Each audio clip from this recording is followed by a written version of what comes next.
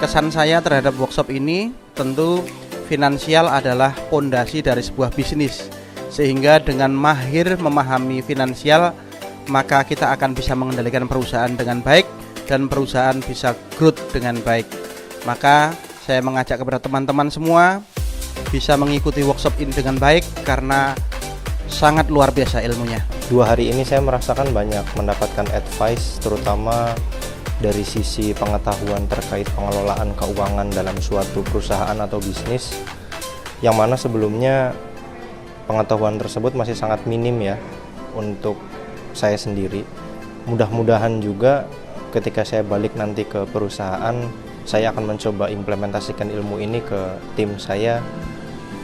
Sukses terus untuk acaranya, dan jangan pernah berhenti untuk mengedukasi beberapa pelaku bisnis yang belum menyadari bahwa seberapa pentingnya kita harus bisa mengelola keuangan di perusahaan atau bisnis kita. Di sini saya dapat banyak manfaat sebagai owner perusahaan. Saya butuh untuk analisa keuangan, untuk analisa pengambilan keputusan, dan dari sini saya jadi tahu mana-mana yang harus saya benahi dan mana-mana yang harus saya hilangkan. Dapat banyak insight, pengetahuan tentang finansial khususnya. Ternyata ada banyak bahasa-bahasa bisnis yang belum saya ketahui dan kebocoran-kebocoran yang bisa kita deteksi. Rekomendasi saya untuk Anda para pengusaha, investor, dan siapapun yang ingin memperbaiki keuangannya dan keuangan bisnisnya terutama. Terima kasih.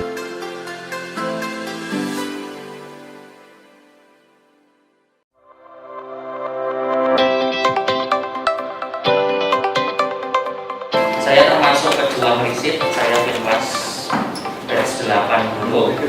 Dulu waktu awal saya masuk sama, saya nggak punya laporan sama sekali, cuma cash base itu aja, masuk keluar.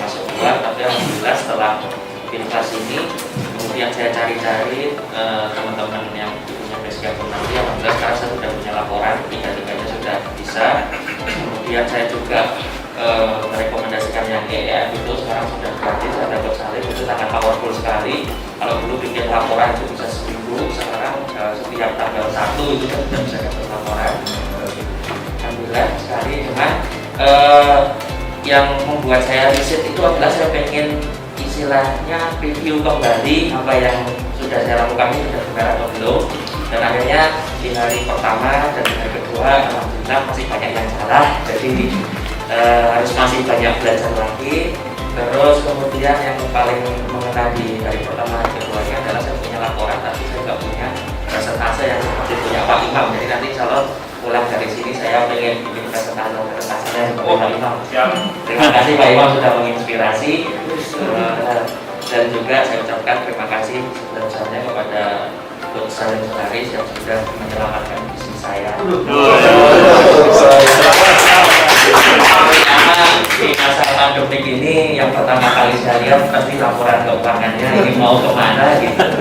Dan alhamdulillah sekarang sudah bertahan. Semoga di pertemuan ini kita semua diberikan keberkahan.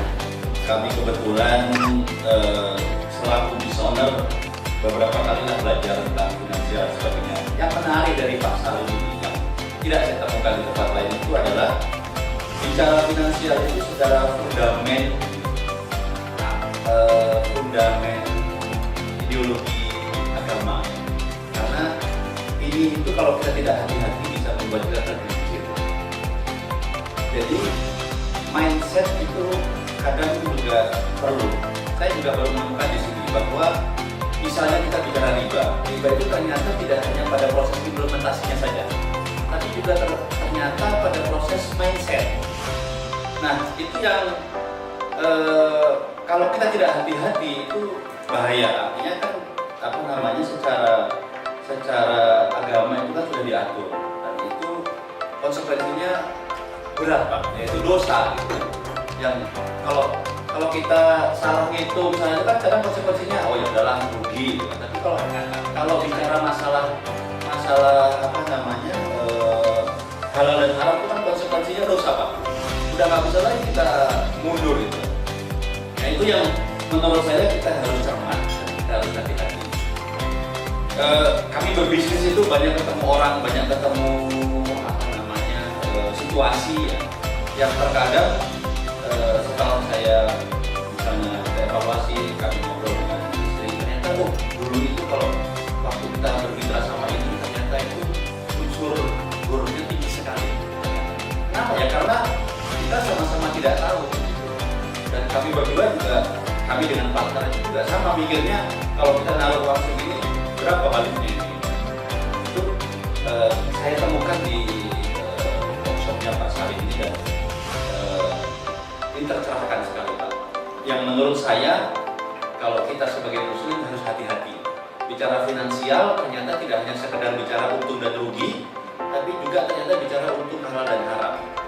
Yang kalau kita tidak hati-hati malah bisa membuat kita tergelincir, tidak hanya rugi dari sisi bisnis, tapi juga rugi dari sisi akidah. Nah, ini saya temukan di workshopnya Pak Salim yang menurut saya ini luar biasa sekali dan saya terima kasih sudah berkesempatan untuk ikut workshop ini. Di sini saya mendapatkan banyak hal yang utamanya dari saya sendiri yang bisa memberikan coaching secara langsung gitu kepada para peserta, baik itu kita mulai dari sebelum seminar sampai mungkin nanti setelah seminar pun kita bakal tetap di coaching juga gitu. Nah, waktu zaman sekolah saya memang meremehkan akuntansi gitu. Dulu bahasanya akuntansi itu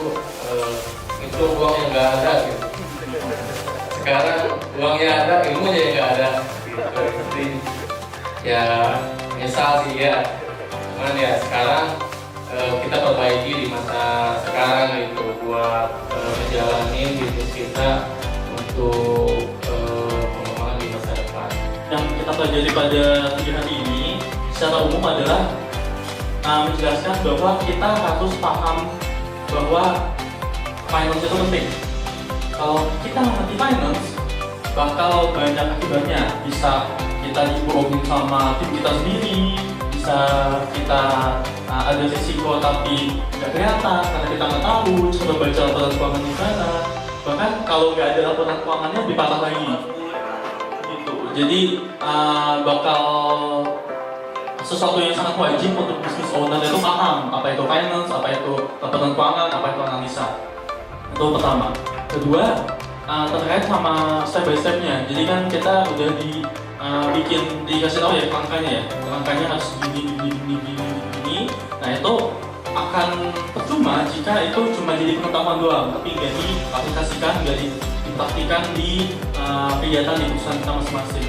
Jadi saya sangat senang sebenarnya kayak yang setelah ini bakal ada lanjutannya ya, bakal ada 3 kali online course lagi. Jadi mungkin itu bisa jadi panduan kita buat kedepannya, bisa mungkin ada perusahaan dalam aplikasiannya di perusahaan kita, jadi bisa minta konsultasi lagi sama perusahaan.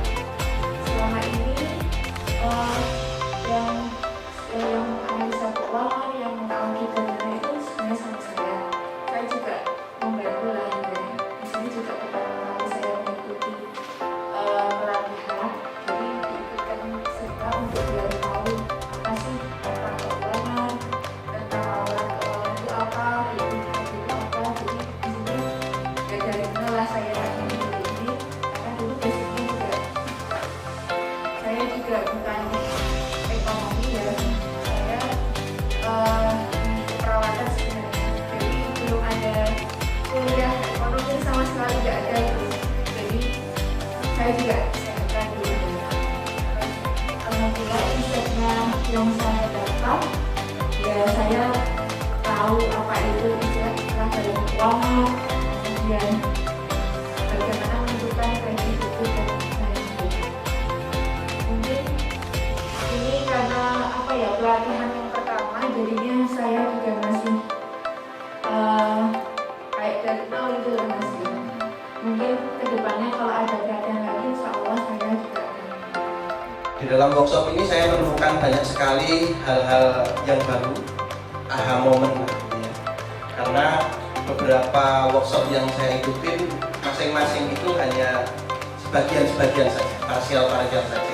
Tapi di sini saya menemukan dalam workshop ini sangat lengkap, sehingga kita usaha sudah berjalan sekitar 10 tahun.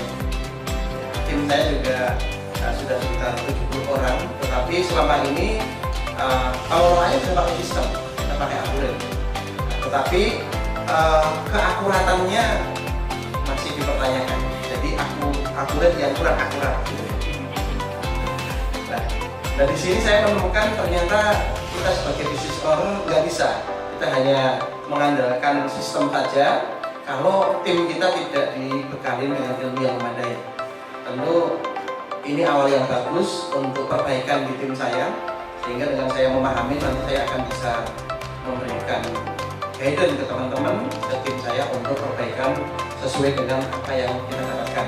Nah, di dalam pelajaran ini kita tahu konsep-konsep, ibaratnya ini surga neraka. Jadi urusannya dunia akhirat. Kalau masalah akhiratnya tadi sudah dijelaskan tentang riba, gimana kita bergerak.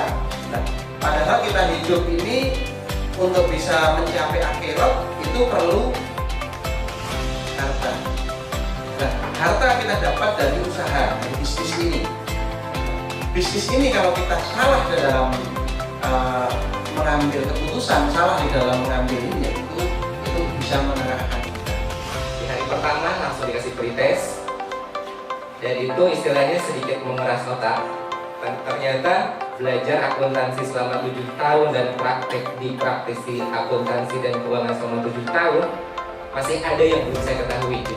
Artinya dengan workshop ini tuh yang belum bisa saya menjadi bisa, yang belum tahu saya makin tahu, yang belum paham sekarang makin paham. Seperti itu. Di hari pertama Pak Syalim menjelaskan supaya dia bisa bagaimana pentingnya mengelola finansial. Dan berikutnya dijelaskan juga 16 common mistake itu yang sering terjadi. Artinya dengan mengetahui kesalahan-kesalahan yang terjadi, bagaimana mengelola keuangan, artinya kita bisa aware, bagaimana kita bisa menyiapkan solusi terhadap kesalahan yang sering terjadi. Itu yang istilahnya sangat bermanfaat sekali bagi saya. Terus di hari pertama pun istilahnya saya sudah menemukan jawaban dari beberapa pertanyaan yang saya bawa ke workshop hari ini. Selanjutnya di hari kedua berbicara tentang teknisnya, saya belajar bagaimana caranya cost killer, terus bagaimana caranya mengetahui 16 fundamental logiknya si finance ini sendiri. Karena di perusahaan saya banyak yang berpikiran bahwa finance itu tidak penting gitu. Yang paling penting adalah bagian marketing, karena mereka yang tugasnya cari uang kayak gitu. Nah, di sini bisa dijelaskan juga bahwa membawa pemahaman bahwa semua divisi sebetulnya penting, karena mereka saling terkait bagaimana caranya bahu-membahu untuk mencapai tujuan yang sudah ditetapkan oleh perusahaan itu sendiri. Tentunya karena perusahaan kami memiliki rencana untuk membuka cabang dalam waktu beberapa dekat ini, ada beberapa pertanyaan besar yang memang apa sih yang harus disiapkan oleh perusahaan kami, tentunya terkait dengan financial managementnya. Dan kemarin sudah coba konsultasi dan alhamdulillah sudah sedikit terjawab. Nanti mungkin detailnya akan coba lebih konsultasi lagi dengan Pak Syalim. Akan seperti apa yang perlu kami lakukan dengan calon investor, dengan calon partner maupun dengan nantinya dengan calon jamaah, sehingga di kemudian hari tidak ada masalah yang timbul. Hal yang saya dapat dari seminar ini ya banyak sekali lah. Terkadang kita atau Bapak Ibu sekalian pernah dapat teori mengenai keuangan, tapi kan atas teori itu kan nggak dianggap terlalu penting atau cuma kayak gini. Tapi setelah mengikuti ini, terkadang ada yang tersadar betapa pentingnya keuangan tersebut. Kadang kita sudah dapat ibarat pisau, tapi kita nggak tahu gunanya pisau itu apa. Nah, kalau ini bisa menyadarkan betapa pentingnya suatu keuangan. Kalau boleh berpendapat, menurut saya ya, bagian keuangan itu nggak boleh didelegasikan kepada siapapun. Tapi kalau SDM, mesin, terus yang lain-lain itu boleh didelegasikan ke manajer yang lain. Tapi kalau soal keuangan itu harus memahami dari keuangan tersebut, biar nanti tidak ada pembunuh yang tidak nama kemarin tuh yang sudah dibahas tuh. Terus untuk saya pribadi ini teka-teki dari saya, dari tugas direktur saya soal free cash itu sudah terjawab, tinggal saya mengaplikasikannya di perusahaan. Ya itu dia sangat membantu bagi saya, soalnya saya juga bingung. Kamu bisa pokoknya di tahun akhir 2020 kamu dapat uang segini free cash. Nah, saya juga bingung caranya gimana, saya gitu. Nah, kebetulan ada seminar ini saya diikutkan, ya terjawab sudah di sini. Ya itu sangat berkesan bagi saya. Hari pertama itu saya kan mengikuti acara ini tuh hari kedua saya belum masuk ke teknik. Setelah saya ikut di sana saya cuma dapat uang. Hari kedua mungkin kan hari kedua baru jam 11 siang ya, baru ikut saya itu kan baru siang. Jadi dari pagi sampai siang belum masuk teknik. Akhirnya jadi les tambah kemudian dari mana terus akhirnya konsultasi lagi.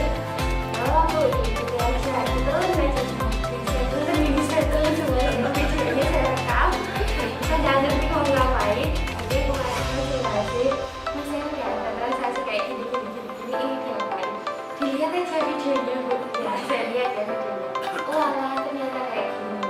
Berarti intinya tuh buat 3 dulu aja, neraca, arus kas, sama apa lagi, udah itu duitnya sih. Kalau sudah bisa lagi aja udah sih. Kalau dari saya emang juga dengan teman-teman yang ada di sini kan kebanyakan orang finance banyak ngerti, susah sekali nggak ngerti. Saya dulu itu sudah nyoba pakai jurnal tapi nggak tahu mengikuti gimana. Saya sudah akhirnya hire orang finance tapi nggak ngerti cara baca laporannya gimana. Di sini akhirnya kemarin dapat pergerakan lah walaupun sedikit karena memang pengetahuan saya sangat terbatas. Semoga nanti setelah keluar dari sini, ini ada berakhir ya. Semoga setelah keluar dari sini saya lebih mengenal lagi tentang baca laporan keuangan. Nanti Asia mungkin entah bakalan visit atau lebih coaching atau konsulting, nggak tahu, nanti saya akan hubungi tim yang lebih inflasi. Terima kasih. Kendala antara lain dari kami dari saya pihak owner masih kesulitan untuk membaca laporannya. Saya memang berusaha mencari seminar-seminar yang perihal finansial untuk pemahaman lah, seperti itu. Jadi kalau nggak salah saya kira beberapa tahun yang lalu mungkin saya itu mau ikut, tapi karena satu hal tidak bisa ikut. Kebetulan alhamdulillah saya beruntung bisa ikut pada hari ini. Kemudian untuk pemahaman yang saya dapatkan adalah ada beberapa hal yang ternyata kebiasaan yang harus kami hindari untuk dalam praktek bisnis kami. Kemudian ada beberapa hal yang harus kami lebih fokuskan kebiasaannya. Harapan saya untuk kedepannya saya lebih bisa memahami cara pengelolaan keuangan, kemudian menganalisanya sebagai dasar pengambilan keputusan. Alhamdulillah dalam masa katakanlah COVID ini, masa pandemi ini, usaha kami bisa ada bangkrut gitu. Itu artinya saya berharap masa normal akan lebih ada peningkatan lagi. Nah ini kurang lebih ya saya dari kami owner baru berpikir bahwa kami harus lebih memahami cara menganalisa membaca keuangan sebagai dasar pengambilan keputusan untuk pengembangan perusahaan. Jadi kalau boleh cerita ya, 2017 saya ikut juga Finpes yang batch 8 ya, batch 8. Nah waktu itu, ini kalau boleh cerita sedikit ya, saya nggak ketemu apapun tentang dulu saya masuk IPA itu karena benci hitung-hitungan ya. Aku masuk IPA ya saya. Tidak juga ya. Saya senang biologi dari dulu, biologi, kimia gitu, yang apa namanya hitung-hitungan kayak akuntansi itu saya nggak terlalu suka, makanya dulu masuknya ke IPA. Kalau masuk ke kedokteran pun saya lebih suka hafalan daripada suka hitung-hitungan gitu.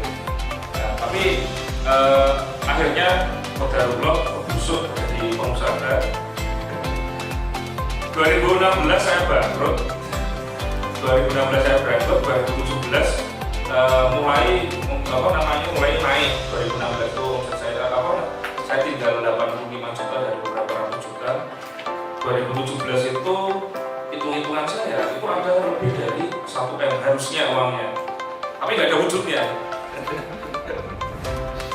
Di rekening itu saya masih ingat banget sebelum itu uangnya itu tinggal 11 juta di rekening.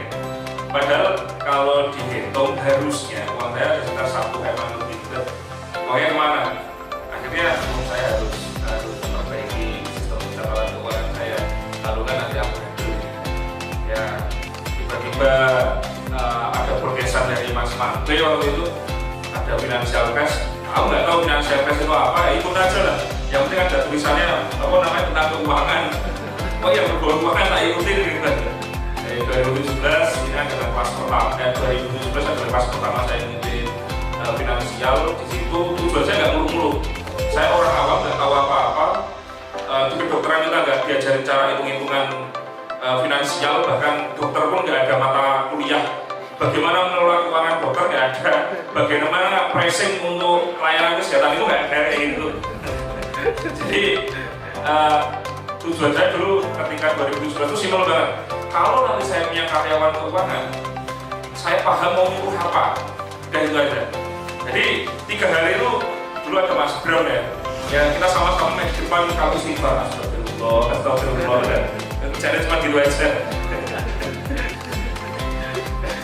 Juga mendefinisikan ROI, terus NPM maupun meneh, rumusnya banyak banget ya. Dan suruh ngerjain orang dari salah ya. Tapi akhirnya sih tahu ternyata goal besar saya adalah laporan keuangan. Saya apa yang mau saya analisis kalau saya laporan Excel belum punya, itu yang pertama. Yang kedua, laporan keuangan itu terciptanya bagaimana, logiknya bagaimana. Nah kemarin perintah saja masih salah ya. Sesimpel kiri kanan, kiri itu DK, kanan itu KD, itu aja saya lupa. Baru ingat kemarin, oh iya DK sama KD. Ya, padahal itu hal yang sepele sekali ya, tapi ternyata oh iya, saya review lagi, ingat lagi. Nah, jadi ketika sudah 2017 bulan saya cuma itu, dan alhamdulillah 3 bulan setelah ikut workshop itu 2017 langsung punya akuntan saya ternyata Yuraiso dari laporan keuangan. lulusan S1, ini real ya, ini real. Akuntan saya tanya, kamu bisa bikin laporan keuangan? Bisa Pak. Pakai apa kamu? Pakai Zahir. Oke, coba sekarang bikin laporan keuangan. Oke, bikin.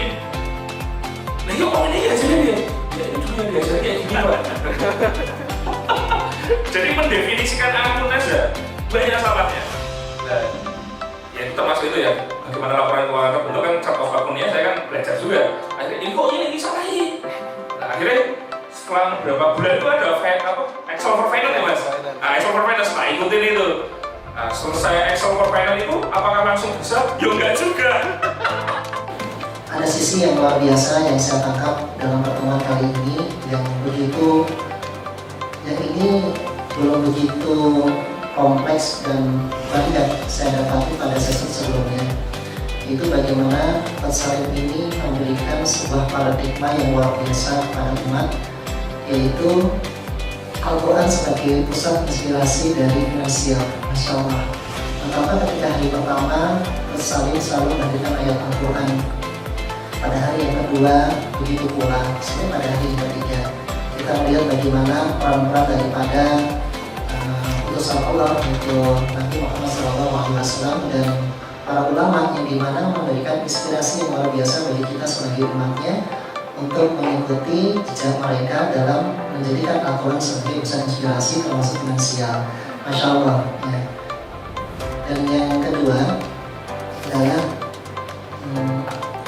terkait yang kemarin saya sempat Masya Allah ya, kita adalah di inventory ya. Pertama di inventory bagaimana mengklasifikasikan untuk produk mana yang dia kecil ya, tetapi menghasilkan perputaran yang kecil pula, sampai pada modal yang besar tetapi dia menghasilkan perputaran yang besar gitu. Itu diklasifikasikan ternyata Masya Allah ya. Itu yang luput ya, terutama di dalam produk-produk yang menunjang dalam pelajaran Al-Quran, termasuk juga di sana kan kami ada satu lagi yang dipegang oleh kakak, yaitu cahaya laptop, di mana saya luput aksesoris komputer itu dalam proses mekanisme inventory ini yang masih butuh digarap. Insyaallah menjadi target 3 bulan lagi. Demikian barangkali yang luar biasa yang kami dapatkan dari pertemuan 3 hari ini. Jazakumullah khairan katsiran, semoga jadi amal jariah bagi pesantren. Selama ini kita jalan bisnis kurang lebih hampir 8 tahun ya, dan 6 tahun di dunia properti. Itu ya banyak, kita udah banyak banget belajar mengenai keuangan dan lain-lain, tapi banyaknya lebih ke teknisnya. Jadi kalau untuk ikat lahan dengan DP sekian, nanti ikat sekian, dan marketing sekian bisa mainkan sekian. Tapi jarang banget, dan mungkin ini salah satunya pengalaman dan kelas yang diingatkan ataupun disadarkan bahwasanya memahami itu membaca finansial itu penting loh. Nah, sehingga kita bukan hanya kita tidak ditipu oleh tim, tapi bahkan kita sudah mindsetnya adalah tidak hanya bisnis itu untuk survive aja, tapi bisnis itu bisa untuk bertumbuh. Bisa untuk bertumbuh, menghasilkan ibarat pohon bisa menghasilkan banyak buah dan menghasilkan lagi pohon lainnya sehingga buah itu bisa manfaat untuk banyak orang. Nah, makanya penting banget uang itu tergantung siapa yang megang ya. Uang itu tergantung siapa yang megang dan bagaimana dia memandang sudut pandang dia terhadap uang itu sendiri. Kalau positif pasti positif. Tapi nggak cukup hanya positif, penting banget membaca neraca, baca arus kas, kemudian laporan laba rugi, dan kemudian ada istilah OCF, ICF, ECF ya kan. Sampai tadi malam aja lagi makan aja di terakhir masalah kemudian masuknya mana nih OCF, ICF, ECF nih. Nggak masuk kapal gitu. Jadi harus tahu banget lah, intinya ini penting banget seorang siapapun apalagi seorang business owner untuk belajar membaca, nggak hanya baca tapi memahami cash flow arusnya uang. Sehingga next target saya pulang dari ini adalah saya akan kumpulkan tim untuk merencanakan bagaimana uang 1 miliar ini dalam 1 tahun bisa jadi 100 miliar. Nah gitu. Kesananya ke situ. Jadi tahu, memang dalam jodoh aja kan mau ngambil naruh seorang untuk closing seorang harus tahu dulu karakter orang ini. Ya. Begitu juga uang kan, jadi harus tahu dulu sifat uang, harus kemarin itu kena banget tuh. Jadi ibarat terakhir, jadi istilahnya ibarat uang ini kayak darah dalam badan ya. Kalau dia berhenti kehabisan darah ya mati, kalau misalnya berhenti pun mati kan gitu, stroke. Jadi bagusnya ngalir terus. Saya keren banget istilah kayak yang kemarin itu yang paling kena banget adalah yang bagaimana kalau udah minus 5% ke bawah itu cepat-cepat kita perbaiki dan kalau misalnya bahkan nggak hanya itu, kalau itu masuk orang tahu sudah 50% ke atas pun kalau nggak diapa-apa itu harus cepat diputar. Pokoknya itu keren kan gitu. Selama ini kita merasa tabungan makin banyak di rekening itu seneng, tapi jangan diputar lagi, karena currency ya, currency ini kan arus, berarti harus tetap mengalir biar sehat. Kurang lebih itu keren banget programnya, saya rekomendasi buat semua teman-teman, terutama business owner, penting banget untuk bisa memahami cash flow. Thank you, assalamualaikum warahmatullahi wabarakatuh.